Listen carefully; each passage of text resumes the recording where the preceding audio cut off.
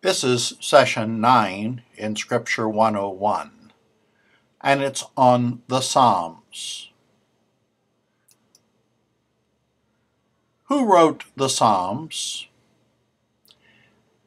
Of the 150 Psalms in the book of Psalms, 73 are attributed to David. Some of the Psalms are from the time before the exile, and some of them from a later time. They developed out of the prayers of the community, and most of them were designed for liturgical use. There have been many contributors to the collection of Psalms. Think of this like assembling a hymn book. Everybody had favorites. One of the methods of biblical study is form criticism. It looks at the structure and content of individual pieces of Scripture. And so the Psalms themselves are a unique form, but there are differences within them. There are Psalms of lament and Psalms of thanksgiving. There are wisdom Psalms. There are penitential Psalms. There are royal Psalms. There are a lot of different ways to group and classify the Psalms. The book of Psalms itself does not present them in any particular order. They were not numbered from the beginning.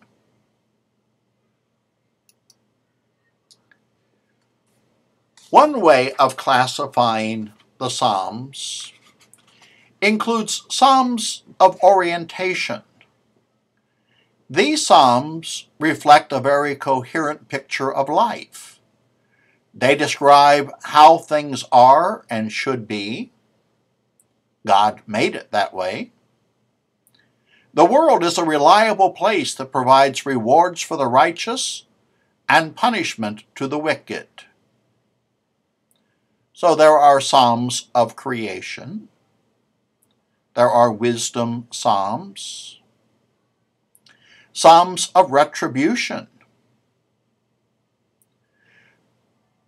There are Psalms of well-being. And there are Psalms that praise the Torah.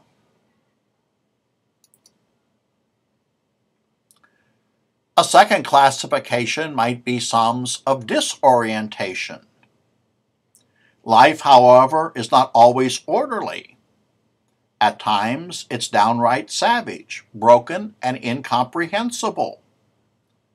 The Bible contains a large number of Psalms that are spoken from this void, but they are not full of despair. They are a witness that life must be lived as it really is, not in some pretend kind of way. The pits in one's life are mystifyingly real. Instead of stoic acceptance of these situations, or worse, a numbing denial, these Psalms offer another approach, genuine lament. And so there are Psalms that are a personal lament, some that are a community lament. Psalm 50 and Psalm 81 represent laments coming from God's point of view. And there are Psalms of sorrow.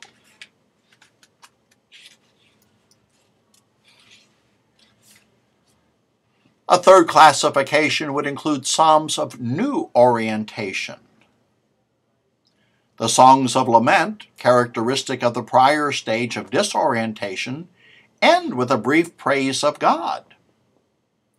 It is not a prepaid type of praise in which we pretend things will get better while stuck in the pit.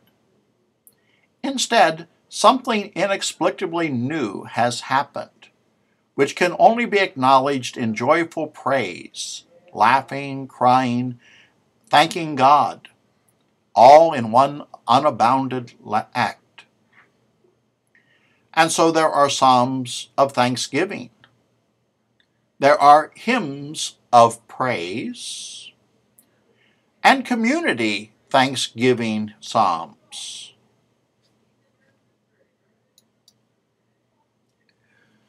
When it comes to praying the psalms, the church sees them as valuable in the liturgy, and many of them were written for that purpose.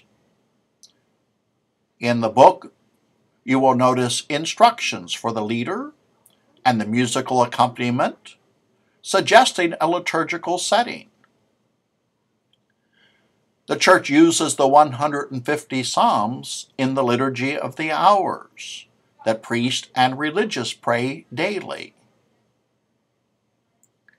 For the average person, the psalms would make a good school of prayer. These are the prayers of God's people, and we learn from them. We know that we don't always have to pray in the most polite form. When we are angry, we can express that anger. When we're frustrated, we can express the frustration. But when we're happy, we can sing the praises and rejoice.